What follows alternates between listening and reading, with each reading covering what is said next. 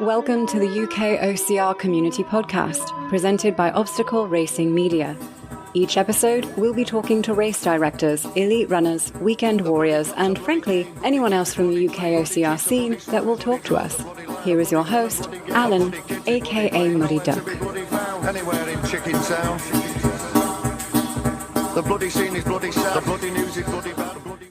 So, listener, welcome to the UK OCR podcast, which, according to ChatGPT, is hosted by me, Ian Kay. So, thank you for joining the show.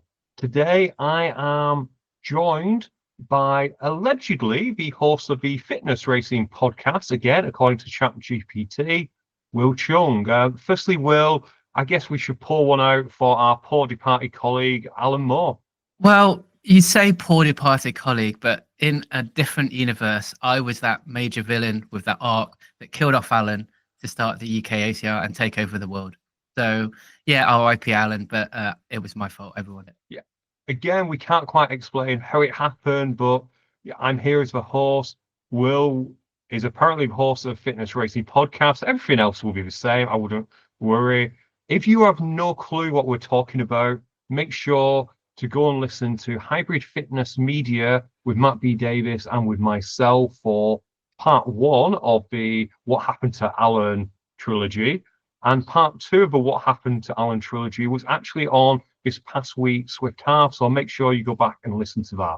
In the meantime, we've got a show to give you. And today we thought we'd deal with something that is related to OCR, but is also kind of timeless in a way, which is influencers and content creators within the fitness space. So, Will, at its most basic, what on earth is a content creator? What on earth is an influencer? Let me just go back, and I just want to kind of try and correct ChatGPT just around being the leader, shall we say, of HXR, because I think I've only done 2 hybrid races. I think I've been on your show once. So I don't know how it's got that, but that might be leading to being an influencer or content creator, because I've created a lot of content around being on the show and doing some hybrid races. So I don't know, maybe that is one thing that ChatGPT picks up, and we know that it's there, it's learning, and it only picks up kind of the noise.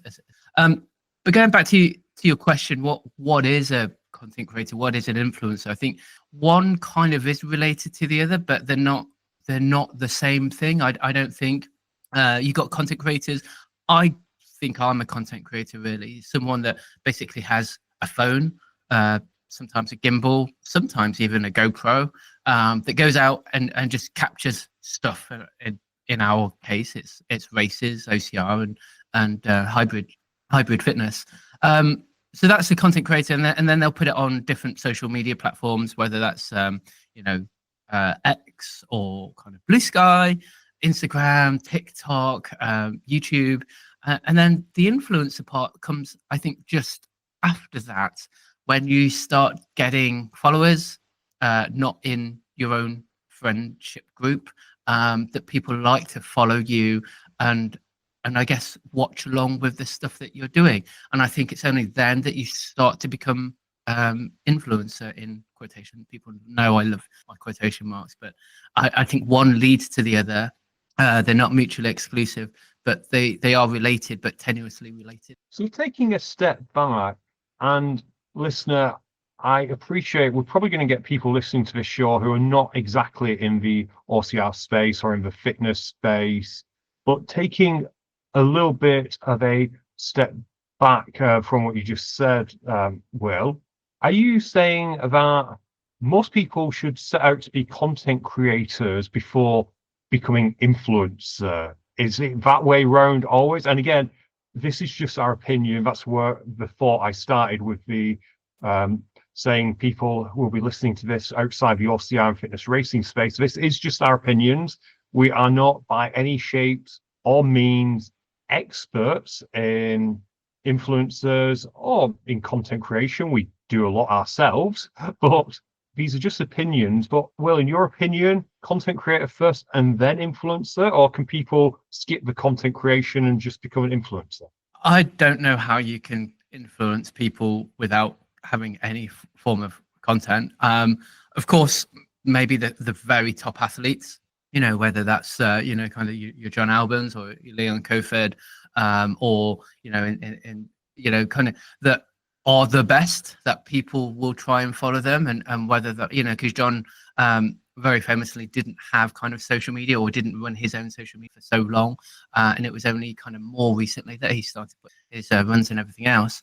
But no, you've got to have the content for you to influence people, especially people like me that are not the best, that are not up there. And for me, life started when I just wanted to start creating videos. Actually, it was Instagram that really started it for me. I loved photos, and then I went onto YouTube, and I was just looking back on my channel. My very first 2018, 7 years ago. So it's, for me, it's been a long journey, and lots of different videos and lots of Instagram pictures and everything else. But no, I personally have to have that content first for people to start to see it and follow it, and I guess like what I do. And that's the other part, is they've got to somehow resonate with the person for them to start to become an influencer. Otherwise, anyone can chuck any old rubbish out and call themselves an influencer. People do that. I've been putting any old rubbish out and calling myself a podcaster, so yes, tomato. But yeah, I guess that makes sense. So it's kind of like two paths to be an influencer. If an influencer is your goal, I realize it has a bit of a dirty name at times, which we won't go into that. That's probably a topic for a whole other conversation. But your two paths are either be blessed with amazing talent or potentially amazing good looks, that also works, or alternatively create content, build up your audience, and eventually they will become influenced by what you do and will enjoy what you do. So that dovetails quite nicely into the next question, which is, how on earth do you build up your followers? Because we've all been there. You set up an Instagram account, you think suddenly you're going to get 10,000 followers because you put a selfie up, and your mum and your sister follow you, and that's the end of your Instagram career. I guess that's where it starts, though. You have to start somewhere, and normally it is your friends and your family and everyone that's on Facebook. Please follow me on Instagram, I'm doing this, or whether you're on X, or please follow me through the different channels. And me, it's always been stuff that I want to do, and stuff that I've enjoy doing and enjoy kind of taking that content for. I've never specifically really taken content just for content's sake. Maybe for some some paid ambassador spots, but the vast majority, I'm just creating stuff just for the sake of me creating it. And my thought was always about what I'd like to see when I'm older. Maybe I'm a granddad, or I'm in my 80s, or the kind of old people's home, and showing everyone, oh, this is what I used to do when I was a lad, and having that really cool stuff to look back on. In terms of building your following, it does start with your friends and family. And I think that the most interesting, or the most important part, is being consistent and having kind of whatever your tone of voice is your tone of voice.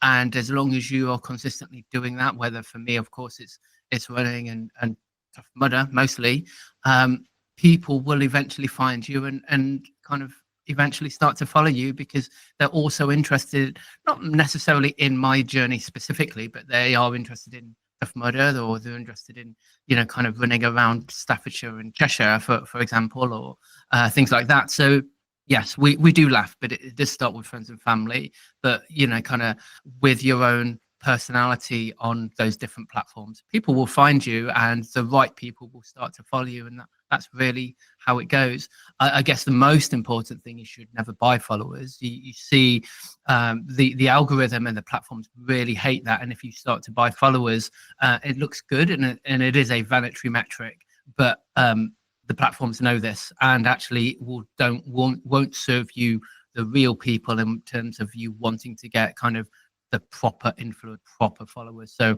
don't ever buy followers or clicks or likes or anything like that. Don't ever do that.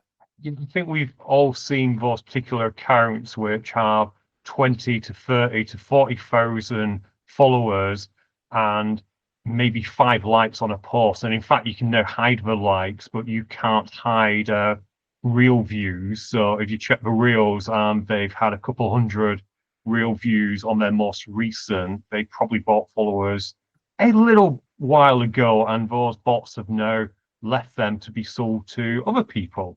Yes, you can see this suspiciously people not from their country as well. So that's one of the other things that but yeah, it really harms your growth on those platforms because the platforms see it. And of course, if you have a large follower number but a very small like or kind of watched number, that goes against your algorithm as well. So you kind of get served up less to.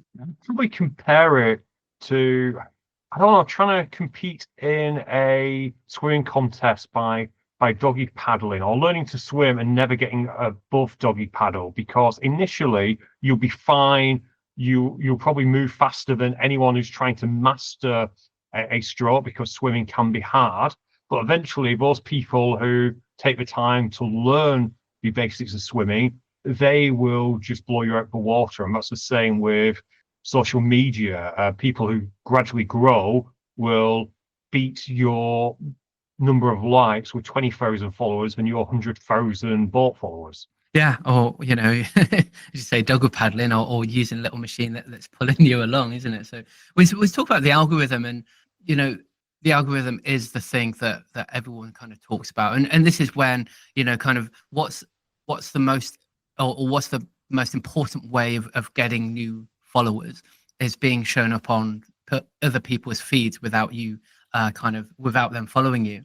And there's lots of different things that you can do to try and improve that algorithm to be shown in front of other people, but there's also lots of things that you can do wrong, and it's such a balancing act. And very much because I work in digital marketing, Google changes its algorithm all the time, so digital advertising and your SEO all sorts of changes every so often, but that happens with Instagram and TikTok. So you've always got to be a little bit on your toes with what's working and I guess what's trending, because I think it's the trending thing that's the most important part. So I guess a couple of tips to help you on that. The TikTok and Instagram always talk about what's trending in terms of the music. So if you can create a video with that trending music, that always gets you served up there quite regularly. The use of hashtags are being kind of reduced more and more, but using the right hashtags in terms of the right people. So that also means not using things like the wrong hashtags just because they're important in one sphere. Doesn't mean it's going to be important in fitness racing or in UK OCR, because that's basically lying, and the algorithm will find you out.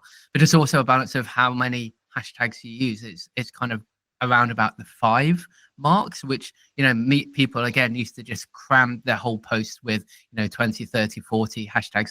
I used to be one of those people, but they're saying on average it's about 5, so you've got to then be really careful with the type of hashtag that you want to start to use.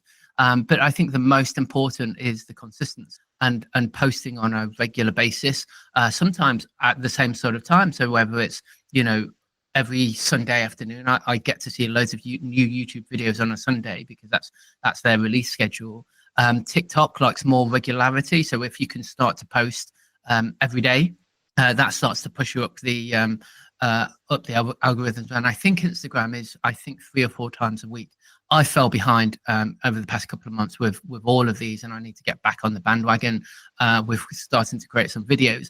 But consistency and regularity actually is probably the most important to help you get up the algorithm and start getting followers, especially when you're very new. On that, a lesson you taught me, I've got to say 5 or 6 years ago now, Will, is it's not necessarily just about being a seller, it's also about being a buyer, and you are rewarded for interacting both with your own followers and reaching out to other creators and chatting to their I guess Facebook is a lovely example of this, whereby in groups, if you're an active participant, you tend to get rewarded in the algorithm more than going into a group and just spamming, oh, guys, I've got a course coming up, please follow me now. Yeah, and that works electronically, but if you think about in real life and people go networking, and one of those famous phrases is give us gain. So if you're an expert and you're helping people with your expertise, then they will start to follow you and trust you and kind of eventually buy or kind of follow you in this world. And it's all about showing that you're an expert and you know what you're talking about, and kind of you're not just doing it just for the clicks, as it were. But that's true in life. Be the expert, be the person that like and kind of feel as though they're expert, and you'll be there. It'd be cool.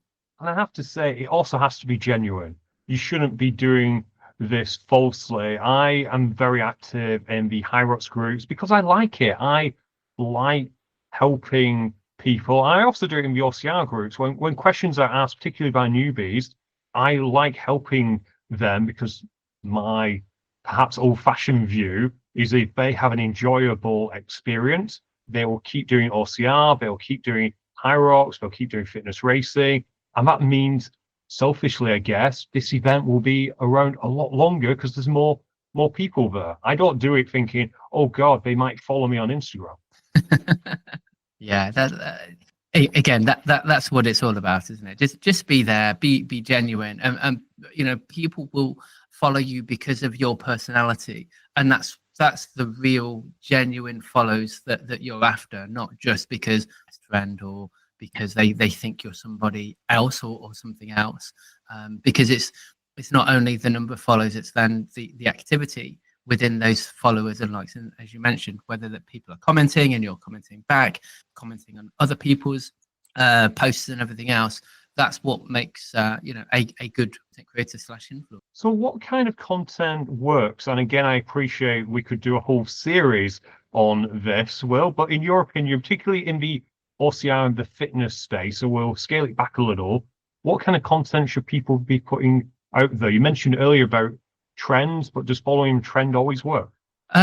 Following the trend does work, but it's whether you've got the content to help to create the trend or to be part of that trend.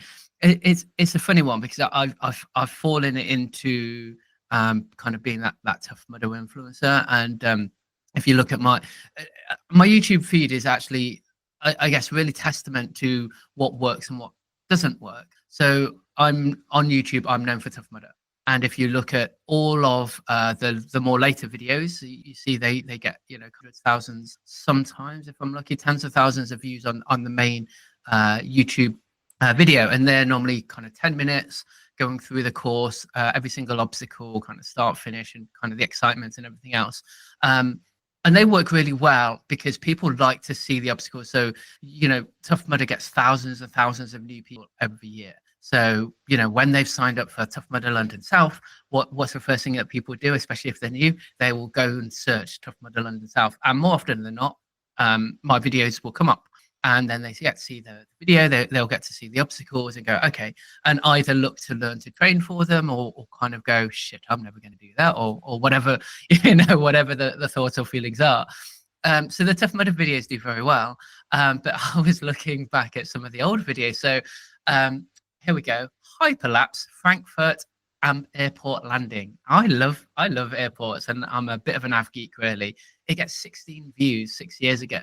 So of course it's got kind of the right type of video and the right type of content for your personality. And of course, I'm known on YouTube as a obstacle racer influencer, not for someone that does flights, takeoff and landing time lapses. So it kind of just shows you that you kind of once you're kind of in that lane, you've got to stick to that lane and then grow out from it, rather than try and be everything to everyone if you are wanting to create creator. But yeah, so everyone now, if they type in Tough Mudder, at least one, if not several, of my videos come up, and a lot of obstacle races as well. they start to come up as well. So I can't actually remember what your question was, but it's always about kind of, again, having your own voice and having your own personality, and sticking with that, because that's what the algorithm likes. That's what, for me, that's what YouTube really likes, which is why I've kind of being a tough mudder content creator. I think you answered the question perfectly, Will, even if you forgot it halfway through. The question was what kind of content, and yeah, you did answer that. You kind of have to find your voice, build out from your voice, and if you do want to be something else, either set up another account or gradually pivot within your account. Don't, for example, go, like you said, from being tough mudder to airport spam, shall we say. But interestingly enough, Will, I'm meant to message you. Berlin High Rocks is at an airport, so if there's still tickets available, maybe you should have a look into it. I saw that last year. I was I was so just like, oh, I'd love to do that. I'm probably in Berlin twice already this year. So maybe next year, maybe 2026. Maybe next year. But yeah, it is interesting how you can evolve your page, and we're going to get into live in a minute. But the UKHXR page has suddenly become not completely about the lives, but that's what gets a lot of traction, because we'll attend events and we'll go live on Instagram, and people love it. So it is interesting how your page or whatever you're doing can evolve, even if you don't actually realize it's happening till afterwards. In terms of platforms, you mentioned a lot of platforms. We've obviously got Instagram, you've got Facebook, you've got Blue Sky, which I need to check out. You've got your TikToks, you've got your YouTube. How do you pick a platform, or do you just go for all of them? I think if you're starting off, it's best just to stay on one, and then grow out to them. I picked Instagram again just because I liked photos, and then Instagram started doing videos at some point, and then that's how I YouTube. I got a really cheap GoPro when I first started doing it, and you'll see in the early videos it's so shaky, absolutely so shaky. But no, if you are just starting out, I think it's best to concentrate on one, whichever one you like. And again, most people will probably TikTok and Instagram at this moment in time, is whether you're kind of video focused or whether you're image or picture focused, and start working on that. Of course, you can cross your content across both platforms. In the past, they used to say don't use the same content on different platforms, because you kind of have different people or different types of people on the different content, but different platforms. But I think that matters less now, because actually you're just trying to reach a larger audience. And I think what I definitely see, because I like TikTok.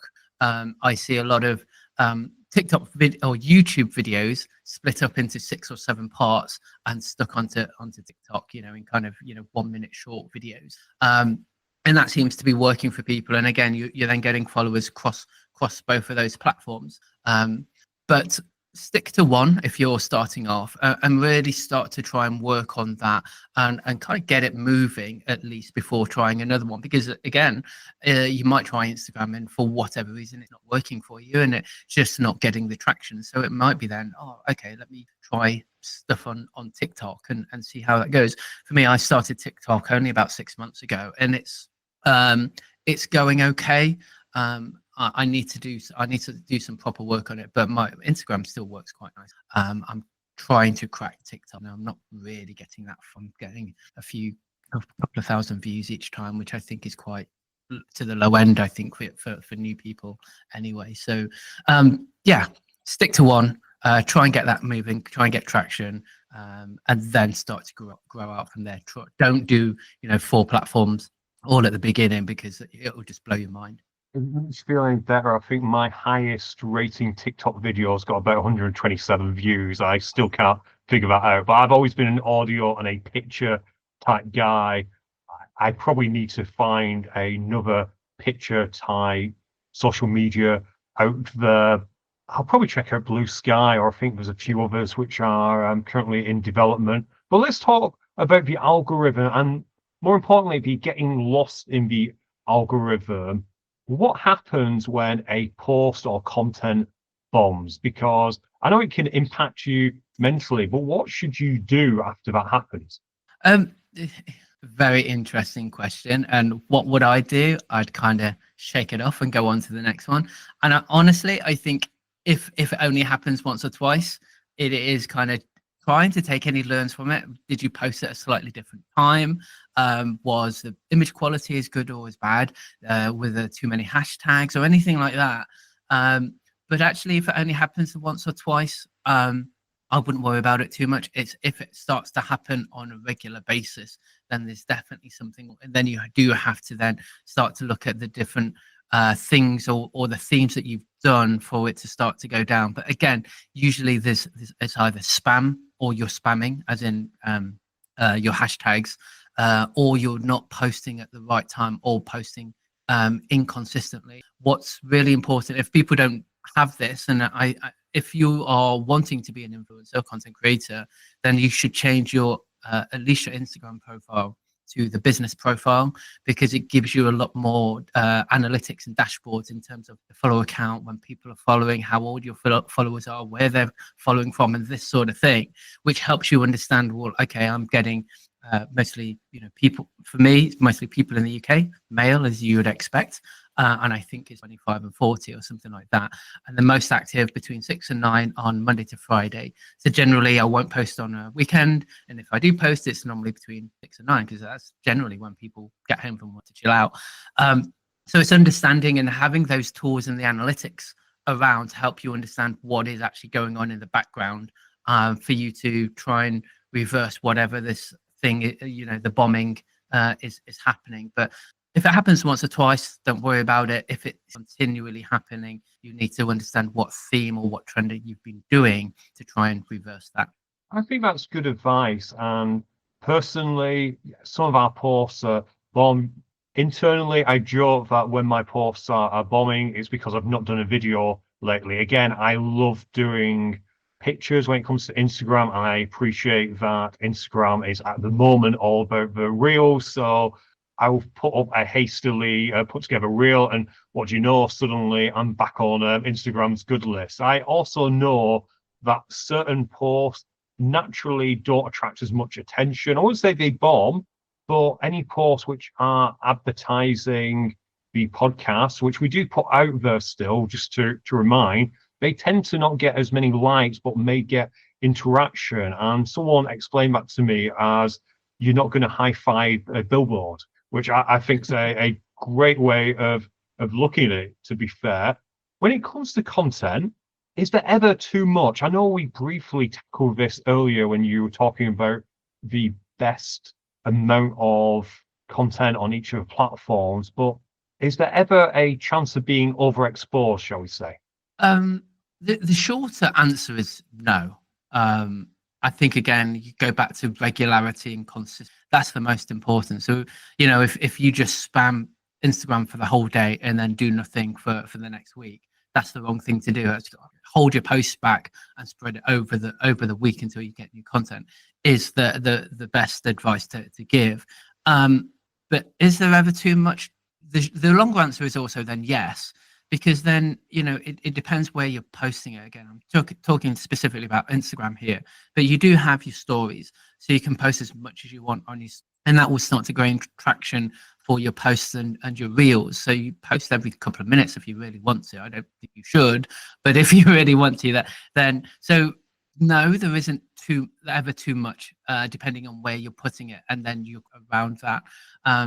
And then just going back to kind of that advertising and I guess balancing content, because I am an ambassador. I do have some brands that I have to represent for me every month on a regular basis. But it's how you add that in naturally, or especially for businesses as well. Because again, I work with the social media for the business I work for. Is you always have to give your advice and your personality. And then every so often you do have to say, oh, by the way, you can buy X from here. And it's like, you guys, hey, don't forget, you can, listen to the podcast on these, etc. But you do have to do that. And, kind of that's the whole point of having a bit of social media is to kind of advertise everything else that you're doing. Yes, the activity might go down and you may not get so much reach, but it is that sort of thing that's expected. And again, as long as you don't do it too much, so we're talking again, how much is too much? Well, actually, if you're always saying on every single post, follow the podcast, like, subscribe, download, and all this kind of stuff, then that does become too much. And it is then about balancing. I learned many years ago that if you're a business and you're on social media, your post should be around about 4-1. So every fifth post can be some form of ad about your product or your service, but the other 4 posts should be about the personality, about your expertise, about maybe advice that you're given, and that seems to work well. Probably a little bit less now, if I'm honest, maybe 1 in 6, 1 in 7, but there is, again, that balancing act to have, especially if you are an influencer or a business, between kind of advertising your wares and showing off who you are and the personality that you have to be that influencer. I love that, just because of how it translates to other things which you perhaps may not realize, listener. And I am kind of podcast biased. That is my favorite form of media. And what Will just said there about spamming and then doing nothing is quite poignant when it comes to being a guest on a podcast. What I'll often find, particularly with high rocks athletes, not as much with obstacle racing athletes, but some are like this, is when they're trying their hardest to become an influencer, they'll contact every single podcast and try and get on every single podcast, with the idea being that, oh, well, if I'm on them all, I'll reach all their audience. But it kind of dilutes your message.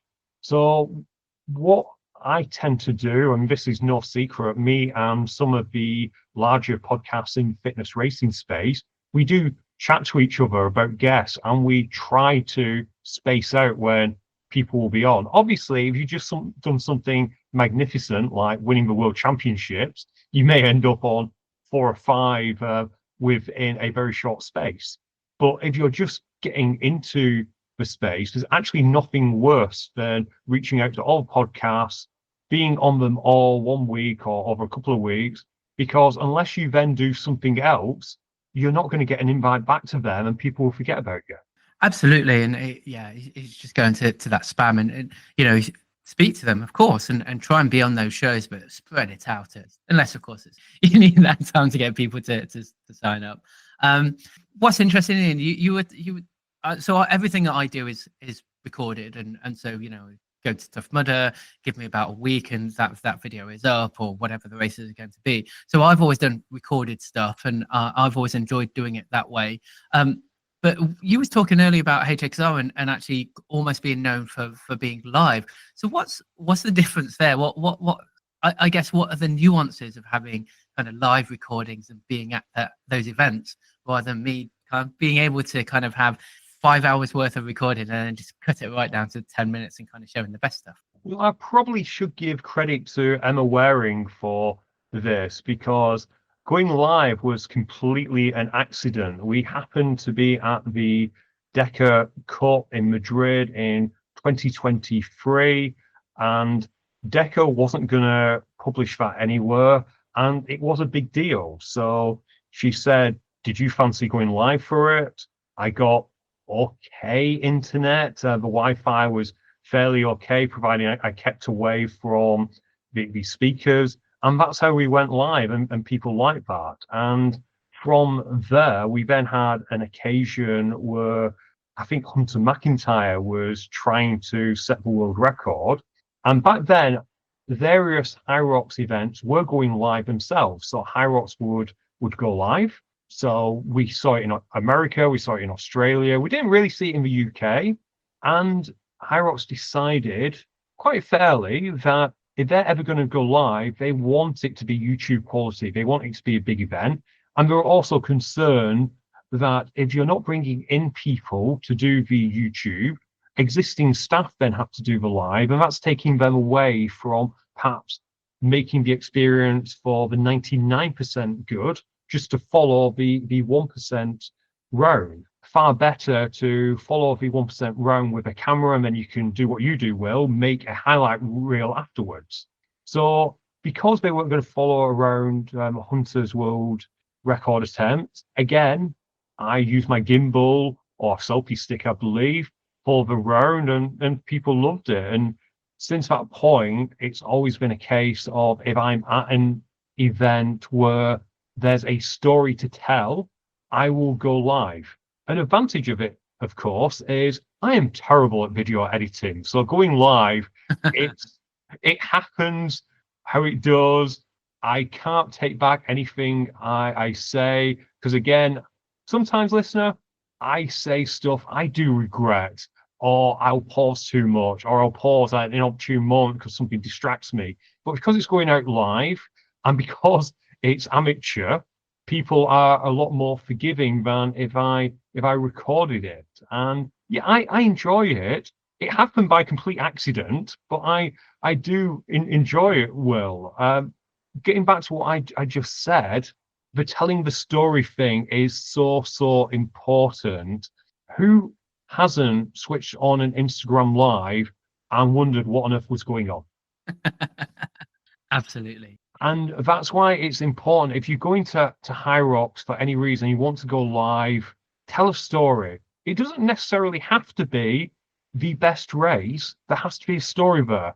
Just following along and just randomly showing people keep competing, I'm surprised at OCR, doesn't really work. However, if you wanted to go to, say, Block Ness at Tough Mudder, and then just watch people helping each other, then that could be a story too. It's quite. It doesn't have to be a full race. It does have to be a story. Well, I'm going to tell you another little story here about how I ended up commentating, because people think that was a personal choice, and I do podcasts, so you'd expect that me commentating was a natural progression. Yep. Yeah, you absolutely would. In reality, that first time I went live at Decca, Instagram kicked me off the platform because it could hear the music in the background. I wasn't commentating, it could hear the music in the background, so it kicked me off. Therefore, I commentate to fill the void, and Instagram doesn't care so much about background music if you're chatting over it. And that's the only reason I commentate, but I now enjoy it too. You know, that I guess that's just going back to what they would call fair use in terms of the recordings. But you know, as you know, UKOCR have started to do live recordings for you know, whenever we can get to events, with the likes of Claire, and Kelly's helped out, and Chris has been on commentary, and I was running around, and we've seen Ian Alan run up and down. That's probably what's killed him. Alan running up and down the 100-meter course several times, and in that morning. So I guess the question back to you, Ian, is what other hints might you have in terms of helping with the live recordings? We've got stories. What is kind of getting in the right spot important? Maybe, you know, you've got a gimbal. What type of gimbal do you have? Is there anything else that you think that actually would work in terms of a live recording environment? 2 tips. 1, be completely honest with your audience. I always make it clear this will be amateur. There is a strong risk we may lose the footage at any point, because we are at the mercy of, not the algorithm this time, but we're at the mercy of maintaining a good 5G signal, because Wi-Fi tends to be spotty at the best of times. So I definitely recommend 5G if you can, but you're at the mercy of that. And unfortunately, I guess a compliment, but an unfortunate consequence of doing the live is, because I've become more well known, spectators now guess that I know the best place to stand, and they all come and stand next to me whilst typing on their phone, completely sucking out all the 5G, which then causes a loss of quality. So that's one thing. Be very honest with your audience. The other thing is do your homework. I am incredibly fortunate that a lot of the times when I'm going live, I know the area. I know how to get around. I know what I have access to. I'll use a extendable gimbal, which is a godsend. There's many types out there. I use DJI, but there's many types out there. shout out to Mr. Davey for giving me the tip on that. So that has been a godsend because it allows me, particularly at a High Rocks event, to not be worried if there's a crowd because I can get higher. So I can get higher. I can always show the action. So do your homework and have in your mind who you're going to be following. If you're following the leaders, stick to the leaders and try as much as you can to show as much action as you can. So again, at High Rocks, I will stay with the leader, but I will stay on the workout station for as long as I can before moving to the next one. And that way, lots of other people can see their friends and family take part. And I'm not just showing an empty workout station. So that's definitely a tip. If you're doing OCR, God bless you, because I imagine it's a lot more difficult to get from space to space, and having 4G or 5G is almost impossible. I think you kind of highlighted the issues that we've had whenever we've tried to do the live recording. I don't know whether you watched any recording back from Tough Mudder Northwest when I was running around, but in the middle of the Cheshire countryside in the Chumley estate, I had no internet at all, but I was still trying to stream from the front runners. And of course, we've then got sometimes Claire on the buggy, and that in itself has its own issues. But yeah, being inside environment like the or the NEC, when actually you should have much more stable internet, but actually it's a much more controlled environment. You don't have far to run to try and keep up with the leaders or to kind of get a story. Yeah, no, I think that's really interesting, and I think that it really does highlight the differences, I think, between live recording, because a lot of people do make their kind of influence attack from live recordings compared to kind of the pre-recorded. I absolutely agree. And again, it goes back to what you were saying earlier about finding your voice. If you are great at editing, by all means do that. Don't just do live recordings because you think it is the done thing. By all means, if you want to go live recording, try it, see how it goes. And you have to build it up as well. My first live probably got about 30 people watching. We now get several hundred, and different platforms, we've not talked about this, but different platforms get different amount of people watching, and you should really pay attention to what the common features of your platform are. Like podcasts do not get anything near the hundreds of thousands of people who watch YouTube videos. So if you're starting a podcast and you get 17 listens in your first episode, which happened to me with Fitness Racing Podcasts. It's a lot more now, listener, but 17 that first day, 19. It can be disheartening. And I think you just brought up an important point about kind of using platforms.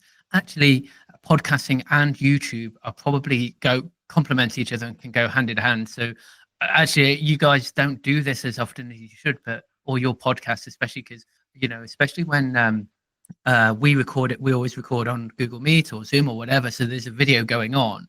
You really should just be chucking that on as well and finding that audience. But I think podcasting and YouTube do go really well hand in hand. Yeah, but me and Alan have got faces for radio, so that's how we go. But you know what you should do? Let's keep talking. But you should just have maybe some different avatars and filters. So the listener going to see this, but I just changed a little rabbit on Google Meet. So maybe this is what you should be doing instead.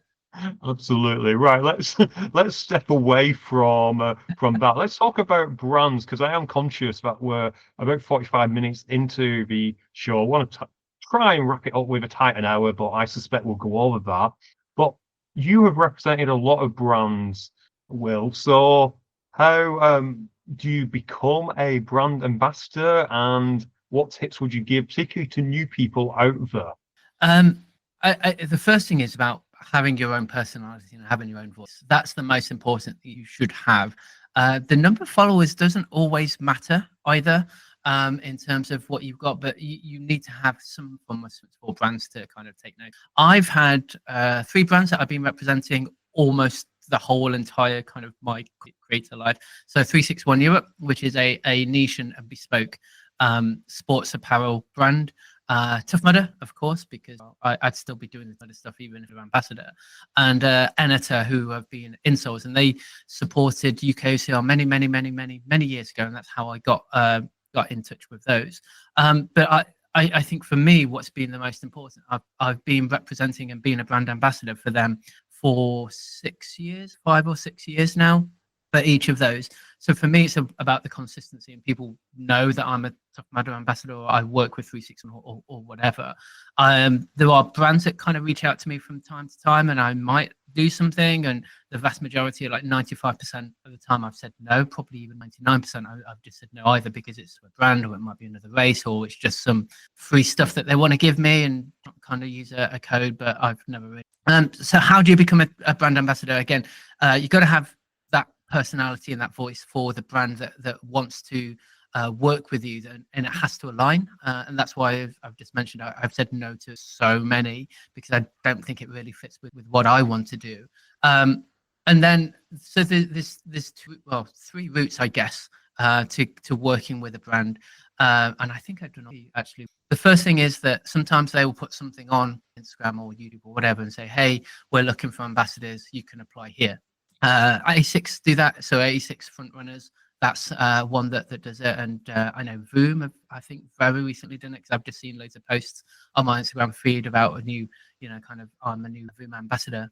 So that's the first way. Second way is you can be very, very fortunate that they reach out to you, and again, Anita were very good. They reached out to me in those early days, so that's the second thing. And then the third one is get on, I guess, I don't know what the word is, but basically on influencer platforms. So there's now lots of platforms where you have brands and influencers kind of showing their wares. So things like that, Captivate, Impact, Shout, Tribe, Social Shepherd, and I know actually Shopify do as well.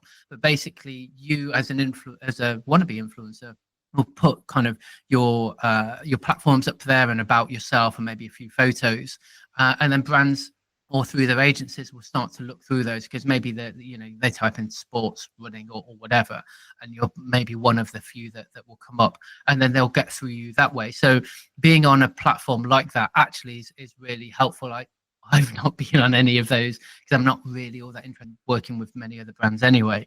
But that's probably a good way of getting out to as many brands as you want if you try and collaborate and work with lots of brands. If you haven't already started working with them, that might be the best way of starting. But the most important before any of that, again, I think, is finding your voice, finding your personality, and kind of showing who you are on those platforms first, before then wanting to be an influencer. So it goes back into the very first part, is you want to be a content creator first and know who you are before you become. That's a really good point of taking it back to the start of the episode of creating content. I guess a danger you all have to be aware of is you are judged for the brands that you get associated with. And I make a little joke within my circle of friends of the sheer number of nutrition companies which cycle through ambassadors, and I do think it kind of takes a little piece away from that ambassador and that influencer every time they come and say, I don't know, nutrition X is the best nutrition I have ever had, and then 6 weeks later, nutrition Y is unbelievable, and sort of cycle continues. So you kind of don't need to be married to these brands, but definitely do your homework and just don't go with a brand because it's going to pay you money. Yeah, I mean, not many people know this, but there was a very, very famous nutrition brand that came to me, and we started talking. They sent me some stuff, and I tried it, and it made me sick. And I just went back to them and said, look, this didn't help. It made me sick, and so that was the end of that. I didn't even post anything about it, because if anything, I always like to try it out first for a week or a few weeks or whatever before I start to talk about it.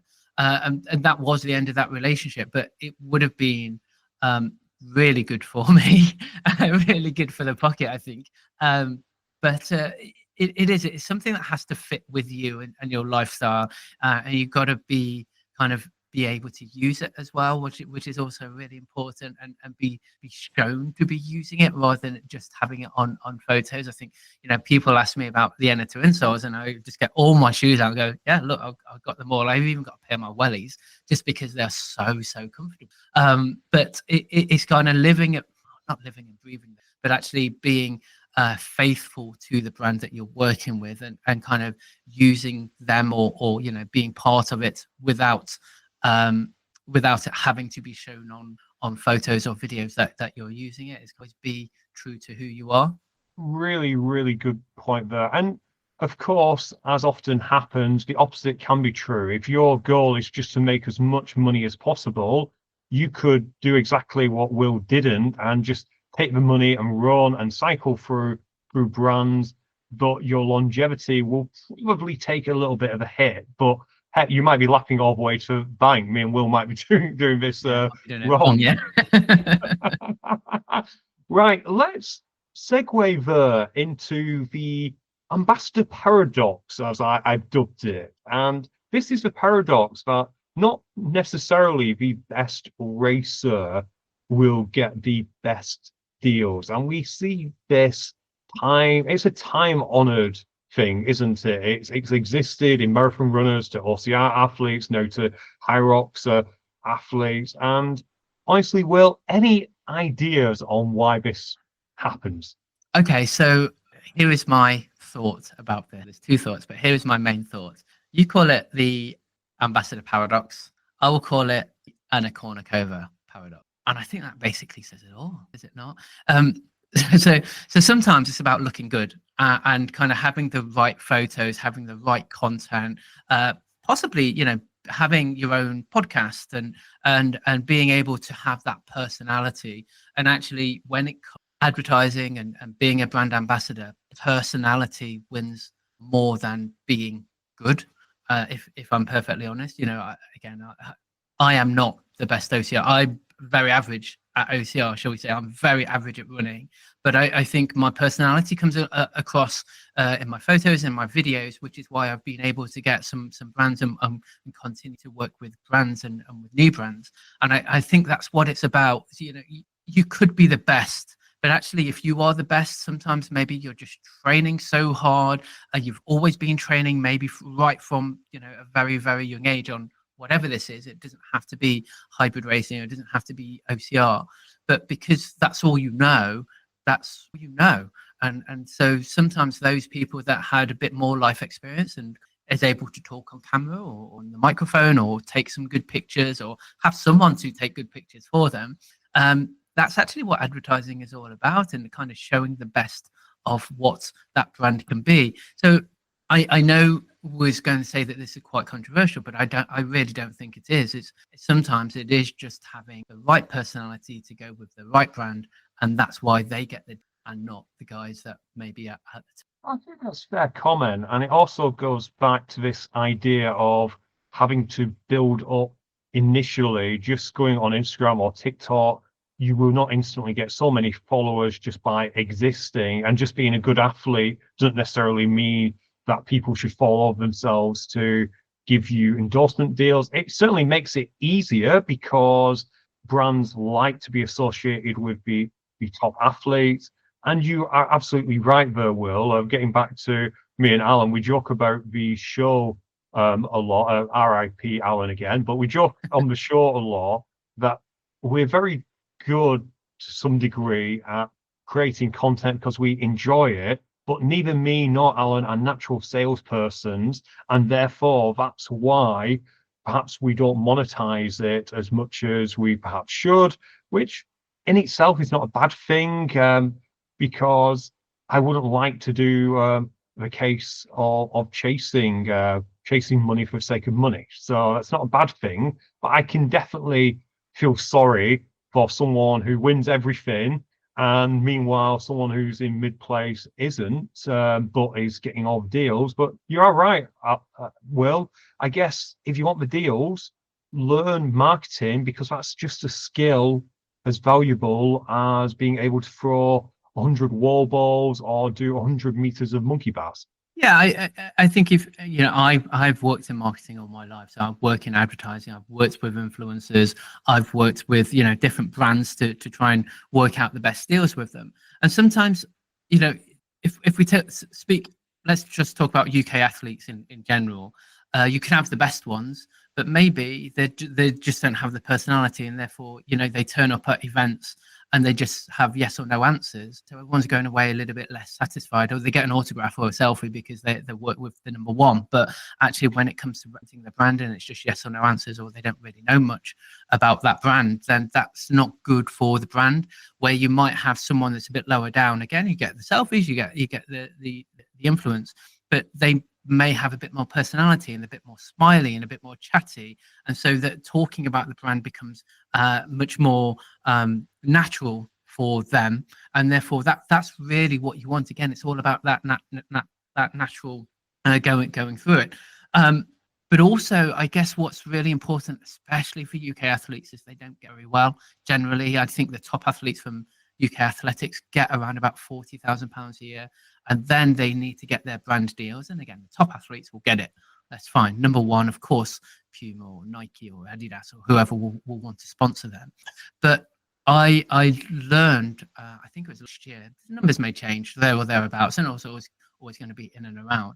But if you get 1 million views on a video on YouTube, that's worth about £2,000 to £3,000, depending on. So if you just then imagine that you're doing a video every 2 weeks as an influencer, as an athlete, you're basically doubling your pay for what might be an extra 6 or 7 hours for the month to create those 2 videos. So of course, that's why they're out there trying to work hard to be an influencer and be a brand ambassador, because the money's possibly easier, but it's a good way of making money, and you're spreading your influence, and then you're getting more brand deals, and so it's just a kind of a growing circle for them. But I think that's why you actually get to see a lot more of the middle tier, or not even, well, let's say not the champion podium athletes on YouTube so much, but those a bit further down, because they got a bit of time, but actually it's a way of making more money for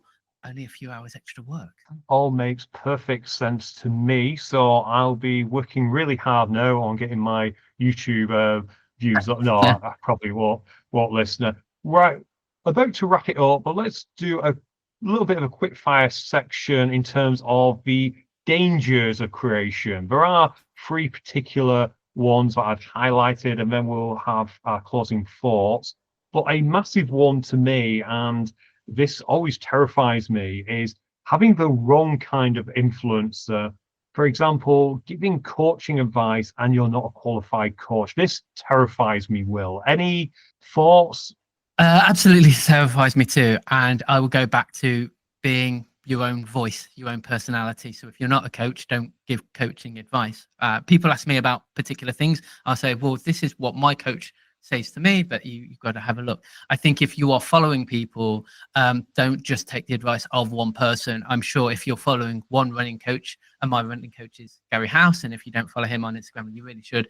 But you shouldn't just be following Gary House on Instagram. You should be following lots of different coaches, and then you'll probably get the advice of the masses rather than just the advice of one person, which That's great advice, and it goes for AI too. Just because ChatGPT says that Alan's dead doesn't necessarily mean he is. So if you are using AI to help you, again, look to multiple sources. Another potential danger is it's almost become a bit of a fear of a lot of people, is this idea of getting cancelled, not necessarily by the algorithm, but just by people generally. I know particularly parents of young athletes are terrified by this, Alan. Sorry, Will, any thoughts? Whoa. This is what Alan did when you were away that last time. I mean, geez, this is why I killed Alan off. Let's be honest, right? Getting cancelled. Oh, so again, your personality, what you say, and if you know what, if you are cancelled because of something that you've said, you've probably got half the audience cancelling you, where another half of the audience really kind of resonate with what you're trying to say. So as long as you believe in what you've said, and it isn't illegal, because we all have freedom of speech, apart from a few other bits, but generally you've got freedom of speech. As long as it's not illegal, you say what you want to say, and you will resonate with some type of audience, whether it's the audience that I want to follow, or the person I want to follow is normal people want to follow. It's a different matter, but you have to find your own personality, and if it is a risk of getting cancelled, then you've got to weigh that up. But I think if it's something that you've said and you believe in it, then you've got to stick. I put this in a similar category to fear of flying, in that people are scared of flying because planes crash. However, the likeliness of a plane crashing is almost minuscule when you compare to the number of flights. And getting cancelled, really cancelled, particularly when, and listener, I'm sorry if this bruises your ego, particularly when you're effectively a nobody in the grand scheme of things, in that you're not a celebrity, you're not being invited to Hollywood to the Oscars and that, being cancelled as someone less known is really, really, really, really rare. But when it does happen, it blows up out of all proportion, similar to when a plane crashes. It is all over the headlines because it happens so rare. So as Will says, just follow your voice and see where that voice takes you. And if you are worried about this, perhaps content creation isn't for you. Create a second channel. Yeah, create a second channel where you're free to spout whatever nonsense you wish to. UK OCR uncensored. That should be your next channel. Yeah. We've got way too much content out of there already. We chatted earlier about being overexposed. I'm currently concerned because, of course, I've got my own shows and we'll be doing 2 episodes this particular week. I was on Matt's last week. I'm on this one. There's going to be too much Ian in the world this particular week, so we're already overexposed. There's never too much Ian or too much Jan. You can hear me. Right. The final danger, shall we say, is this is a bit of a silly one, born out of our Boxing Day run, Will, and it's working with children, animals, or people who really don't have a clue. What do you do if someone who is helping you create content just doesn't do what you want them to do? Yeah, well, if they don't know how to run around or whatever, then that really doesn't help at all, does it? Working with animals and children, I'm very fortunate that I don't have to do it. I've worked with Carl a few times, but that's, I guess, a different matter. I guess people who don't have a clue, sometimes it's about briefing them properly. I mean, you always brief the guests. I've got a list of things that we were going to talk about. So it's about briefing people, and I guess never assume anything, because our Boxing Day run, Ian, I assumed you knew what to do at the finish line. You clearly haven't run with me for a very, very long time, and you just look. If you look at the video, look back, you look like you're in a daze because you twist one way, then you twist the other way, and you're like, what the hell? So a good briefing really, really helps with other people to understand what you're trying to get out of might be just a few bullet points. It might be a quick chat before you do the recording or before you take the photo or whatever. But it's always useful to know that if you're working with somebody, they know what you're trying to achieve, that bit of content.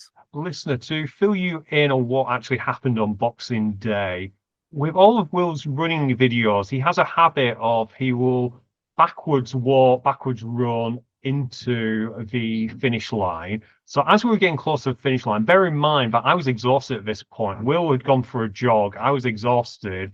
Will just whispered in my ear, turn around and to camera. So I looked over my shoulder, and then Will was like, no, turn around. So I started moving one way, realized I was unsteady. So I then turned back the other way. But yeah, a briefing would have really been appreciated. And yeah, but it's captured forever. And thankfully I won't be cancelled for that.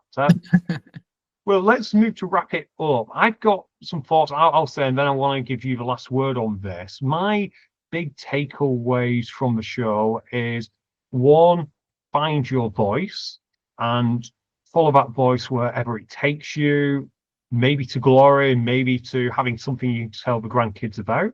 The other takeaway, which we didn't really discuss, but we kind of floated around the edge, is don't judge your chapter 1 by someone else's chapter 10. I know particularly back in the days of the Tough Mudder ambassadors, when there were a lot of people were perhaps not upset, but they were always a bit, oh, well, Will gets loads of use on his chords, but they completely forgot the fact that you built yourself up to that 3 to 4 years in advance. And they were just starting with the content creation. So, of course, you were going to get more use of your chords because you had that inbuilt audience. And I think that's so important. And that is how you can end up buying followers, which we chatted at the start, is never a good thing because they're never who you want them to be. So, Will, that's my little piece wrapping up. What say you? Yeah, I'll follow on with what you've just said. Is about not following what people have done in terms of their chapter 10, but you can learn a lot from what they've done, how they've got there, and take the lessons that they've learned with their sweat and tears for you to kind of maybe hurdle some of those. One channel is where if you are into influencer and being a content creator and being an influencer, one channel I do recommend you follow on YouTube called Colin and Samir. And they've got 1.5 million subscribers, but they talk to lots of different content creators about what they've done, how they've done things. So I'd really recommend looking at those. So if you want to kind of make a career and want to be an influencer, then look at what others in terms of your sphere and the successful people, what they've done, how their videos have gone, what their content is, what their creativity has been like, what their consistency is, and regularity, and all this kind of stuff. And really follow their footsteps because they've beaten the algorithm, or they understand the algorithm, and so it's a really good shortcut for you to kind of get there without having to have that sweat equity. But I think I'll go back to my very first piece of advice, and actually what I've said through the whole thing is be natural and find your own voice and do your own thing and have your own personality, and you'll pick up the followers and the people like you that will want to follow you because of who you are, and the brands will come that align with who you are and makes life a lot easier. Now that takes a lot more work, but that is about being true to you and being true to who you are. Well, couldn't have said it any better myself. So I think that's a great place to leave this episode. Thank you, Will, so much for joining us. Thanks for having me. It's been fun. It absolutely has. Thank you, listener, for listening in. We hope you took away lots from this.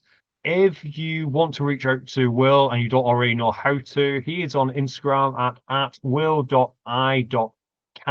He's also available on YouTube, so feel free to reach out to him. You can find me primarily on the Fitness Racing podcast and also on this channel on the Swift Half. Thank you all for listening. We will both speak to you all soon. Well, there you go, guys and girls. I hope you enjoyed that episode. A bit of a different one. We got Ian to come on and speak to Will, all about influencing and content creating and things like that. And I think I'm a big fan of content creating and influencing because we got more people creating content. Then for me, that would mean that OCR gets more exposure. So that's my aim. As you all know, anyone who listens to this knows that that's my aim, get obstacle course racing more and more exposure. So I hope you enjoyed listening to that. I will be back next week, next Monday. I will be back next Friday on the Swift Half. I haven't really gone away anywhere. There isn't a takeover by Ian and Will. They just jumped in to help me because I was super busy this weekend. Didn't have time to record and edit and do everything else that's in there because I'm in training, guys, as you all know. WTM's coming up. I'm focused on that. I'm needed to get the mileage in, and work takes up a big step. So, and I've been sorting out the awards. As you know, the awards night is coming up on the 1st of March, so I've been sorting that out. So yes, that's me being really busy. So I do apologise that it wasn't me, if you was expecting me, and I hope you enjoyed Ian and Will. Makes a bit of a change. I've enjoyed listening to it. I've got to admit, I really enjoyed listening to it as I was editing it. In the meantime, everyone, stay safe, keep running, and above all else, enjoy yourself out there. Speak to you all soon. Bye. I don't know what you want. Let's have a bit of fun till I die. Thank you for listening to the UK OCR podcast. I hope you enjoyed listening to our podcast today. If you like what we do, please think about joining our Patreon. It only costs £2 a month and it goes to help supporting us to put these podcasts on. Or, if you fancy a one-off payment, just buy us a beer. The links to both are in the description. In the meantime, you stay safe and you keep on running, everyone, and I'm sure we'll see you on the course soon. Take care. Bye.